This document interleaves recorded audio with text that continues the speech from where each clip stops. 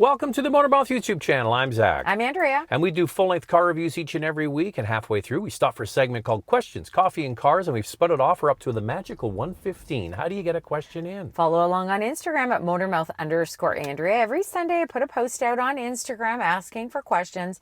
Once we gather them, the post is deleted and we start the show. Time now for Questions, Coffee, and Cars. Your questions from Instagram. Hi, are there any news on the Toyota Stout small truck? No. No news. We've asked Toyota about that, but mum's the word. They don't really tell us anything.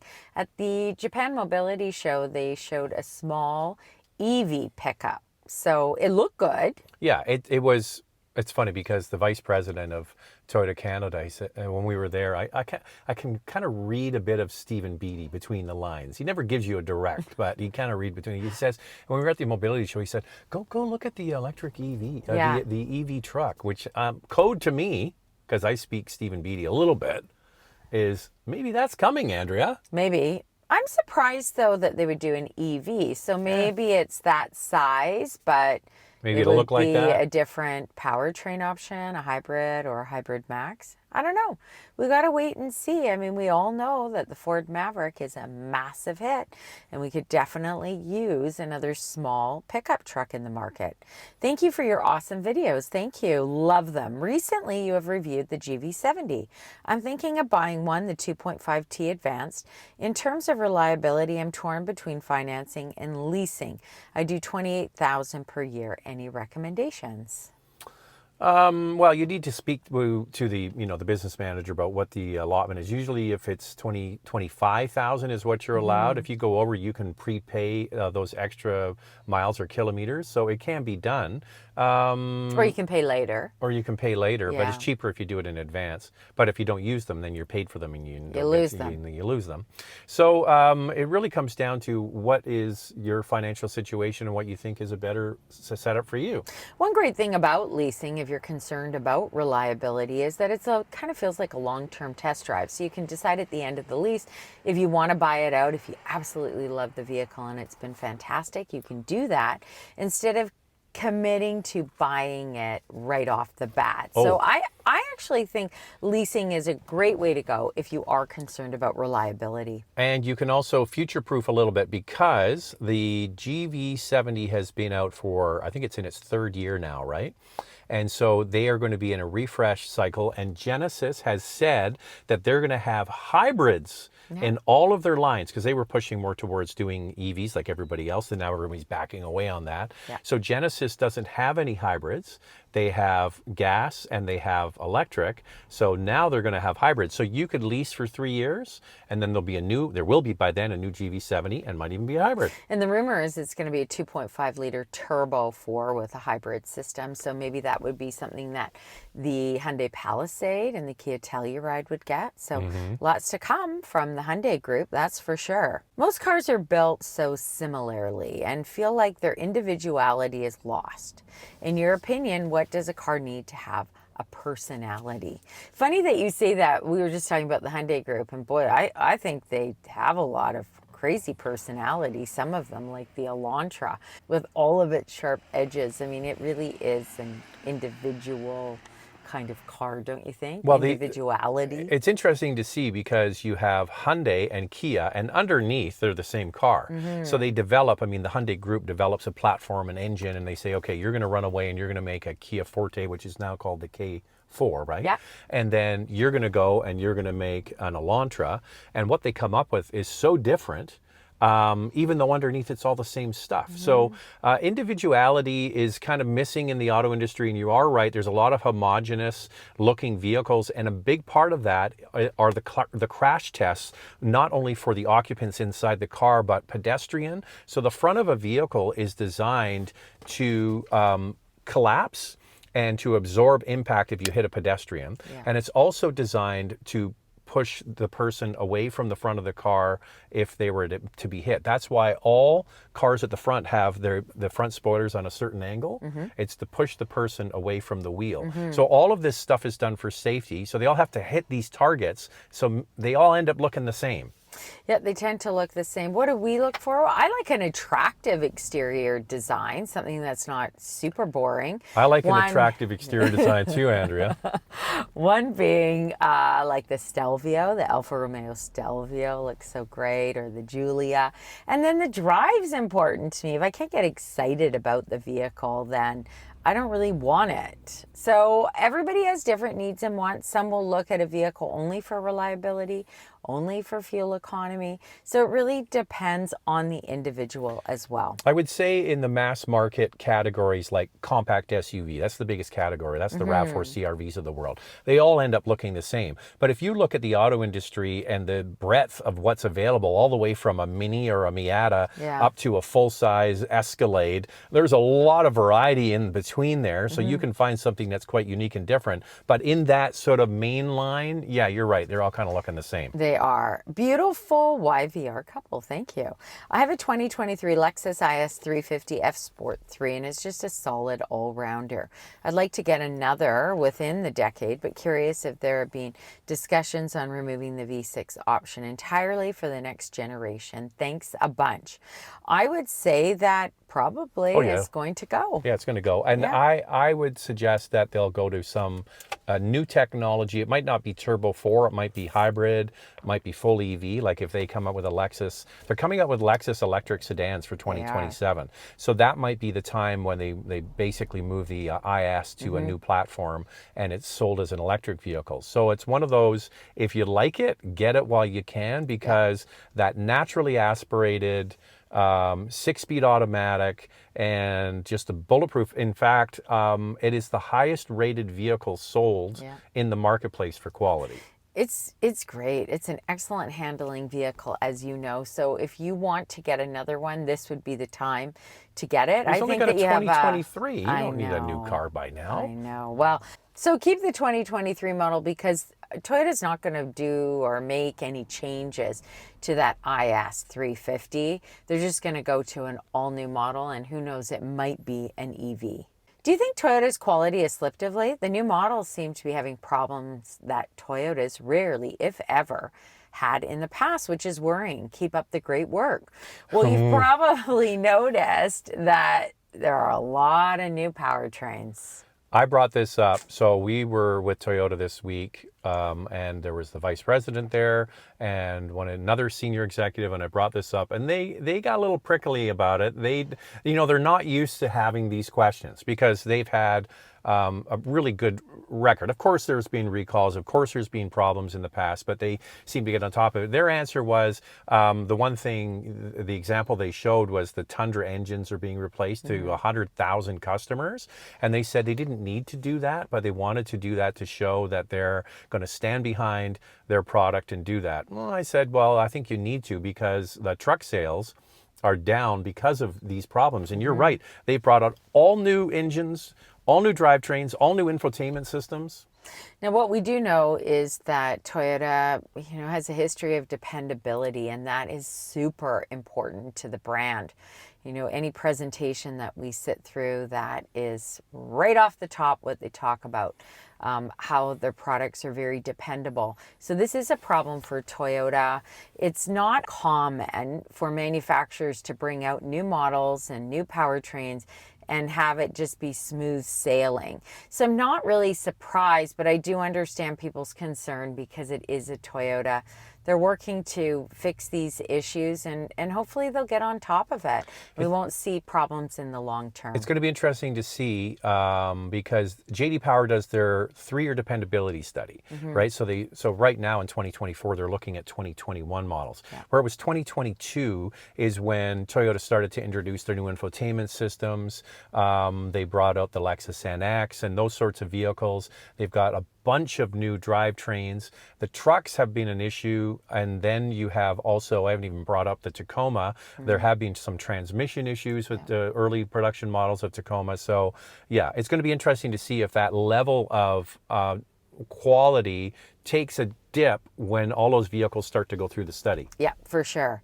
Did you buy the MX-5? So for those who don't know, we have a long-term test model, Mazda MX-5, that Mazda Canada gave us. And we've got it until the fall, and we have decided It's going back. we're buying it out. We're buying it. I just don't think I could, give it up. We named it Ruby. Many of you have said on Instagram, Ruby's part of the family now. You got to have it, Andrea. So There we Andrea go. wants the MX-5, so we're getting the MX-5. It'll be great. We'll have Actually, it we're going to for- take it out tonight. It's a beautiful Yeah. summer evening. We're going to go out in it Gorgeous. tonight. And we're filming a wrap-up video of the MX-5, so stay tuned for that.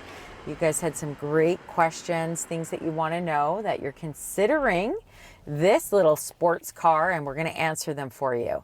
Hello, new viewer of your channel. Thank you. Thanks for all the helpful info. I just started shopping for a mid-size pickup truck, but learned how the Nissan Titan is being discontinued and is now heavily discounted. I can get a well-optioned full-size pickup for less than a mid-size pickup. My question is it unwise to buy a truck that is about to be discontinued? So yeah, the Titan is full size. And you're absolutely right about the mid-size trucks. It had nothing to do with Nissan. And the No. thing is, yes, Nissan is discontinuing the Titan. They will support it, of course, with parts and things. So you don't really have to worry too much about it. I didn't love it. I liked the original Titan. I thought that was a great truck. The problem is when you start shopping for mid-size trucks, Andrea, once you get in and you start adding in the things you want, and the massive incentives they have on full-size trucks, you can just get a full-size truck for the same price, Yep. if not less. Like they have $10,000 off full-size trucks right now. Yeah. Mid-size trucks, you get some rebates and things, but nothing like that. But here's the thing, I don't want to drive a full-size pickup truck in the city. I want a mid-size or the size of a Maverick. So there is the problem. But if you're okay with driving a full-size pickup, you like it, it suits your daily needs, I would say go for it. Okay. And I wouldn't worry about a vehicle being discontinued. We see that with the Toyota Venza. It's been discontinued. I spoke to Toyota about it. They said, no, we're going to have parts for the Venza. Don't worry about it. The only issue you have is, okay, so if you're going to buy this Titan, you got to get an amazing discount on it because it's going to be an orphan truck in the marketplace, and people are going to be shopping for a used truck. They're not even going to be considering a Titan. So I suspect the resale value of the Titan will be lower than some other trucks, but shop around, like the General Motors, Ford, the Ram. There's heavy discounting on trucks right now. They have overcapacity. They don't have enough buyers. They're motivated to sell. So shop around. You might get a great deal on a brand that's still going to be here. We had the Chevy Silverado in Newfoundland. Loved Boy, it. What a great truck. I mean, not only so comfortable, eats up those imperfections in the road, obviously spacious. Man, it checked a lot of the right boxes for us on that So trip. you're glad you didn't have a mid-sized truck on that trip, aren't you, Yeah, Andrea? I am. But it's in Newfoundland, and like everything is so open. We mostly did highway driving. We were only in St. John's for a short period of time. Mostly it was highway driving, so I thought it was great. Massage seats, worthwhile or gimmick? Thinking about an X1 with the lumbar massage option, but local dealers don't have this available on their cars to test drive. Curious to hear your thoughts on massage seats. Okay, 3, 2, 1, gimmick or worth it? You ready? 3, 2, 1, Gimmick. I would never buy them. I don't even really like them. I know some people think that they're great on long trips. They put the massage feature on. I would just never use it. I don't mind it on a long, like if you're spending 3-4 hours in the car and it moves you around and gives you a little bit of a break. Actually, Mercedes-Benz has a feature. I'm trying to remember what it's called. I can't remember what it's called. And basically what it does is when you're driving along and every half hour, it just moves your seat, adjusts it a little bit. Yeah. And then another half hour, it adjusts it to another position, just ever so slightly, just to keep your posture or keep the blood circulating. So yeah, I don't know. Would I spend extra to get it? No. Just give me a comfortable seat with some lumbar support and some good thigh support. And that's all I need. Hi, I have a question. My 2021 Q3 lease is ending early, 2025, and I'm wondering if I should keep the vehicle or buy an EV for the next 5 to 7 years. For example, maybe the Model Y. The Q3 is 40,000 mileage right now, and we also have a 2013 Golf as a secondary vehicle. Your recommendation would be very helpful. Big fan and love the content. Thank you. Well, it's really hard for us to tell you what you should do when it comes to adopting new technology. I mean, you're driving a Q3 and you're in the Volkswagen group. You obviously like their products.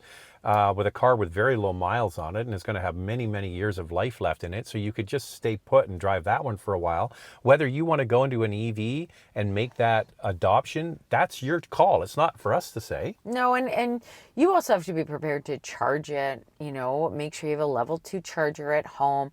Do you go on road trips? You know, are you okay with stopping and charging when on the road? Of course, you could take the Golf instead if you didn't want to. But most people don't really do road trips. No, like but most people if drive you the do, same place every day. True, and that's really what we would do. So an EV would be actually fine for us.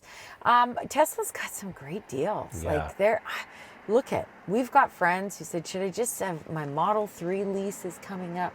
Should I look at another EV or should I get a Model 3?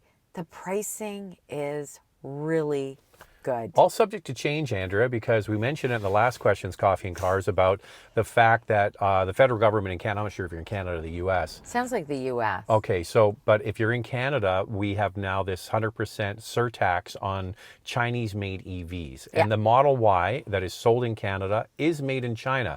So Tesla it's only got a month or two before this comes into effect.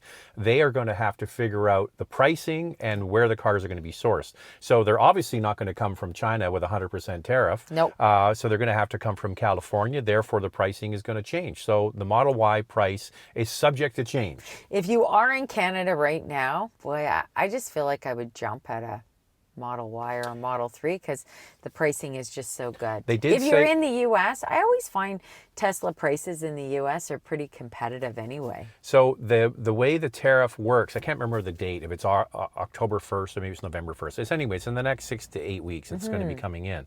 If the car is already ordered and in the pipeline, it is exempt from that. Yeah. So if you're on the fence about buying a Chinese-made Tesla, and you don't want to pay this, then order it before it goes into effect. Yeah, good idea. But we also like the Q3. It's a great all-rounder, and it looks really good. So you'll have to decide, EV or buy out that Q3 and just keep it. You know what? You could go right back to Audi and get the Q4. We like the Q4. Yeah. It's the Audi version of the ID4. I thought the Q4 was great because it doesn't look weird. It looks like a real Audi SUV. Q4 handles really well. I just don't like all the hard plastic on the interior. It's a little bit plastic fantastic. Cheap and cheerful. I don't know. It's not really cheap, is it? But I just think it's too much high gloss piano black in that Q4. Yeah, but then you get a Tesla and you've got nothing on the inside. You've got a screen and a steering wheel and that's it. It's funny, and you guys can answer if you do own a Tesla or you're thinking of buying a Tesla or you will never buy a Tesla. But I hear from Tesla owners who have a gas model and then they bought the Model Y or the Model 3 and they say they absolutely love getting into a Tesla because the interior is so plain, it's not overwhelming. They just feel so relaxed in it. I don't know, you answer. I love me buttons, man. This car we're in here has got lots of buttons. I love buttons. Buttons galore. You know what button we could use on this, Andrea, is the air conditioning. Because we've been sitting in here with the fan and the air conditioning off. I don't know how long this video has gone. Let me just see. Oh yeah, it's time to wrap it up, Andrea. I just looked at the microphone. We could easily wrap it up here, and we're a little bit sweaty. Yeah, we're sweating bullets. That's it for us. We'll see you next time. If you want to get a question and follow along on Instagram at motormouth_Andrea. Every Sunday morning, I put a post out asking for questions. Once we gather our questions, the post is deleted, and we start the show. Thanks for watching. I need some air.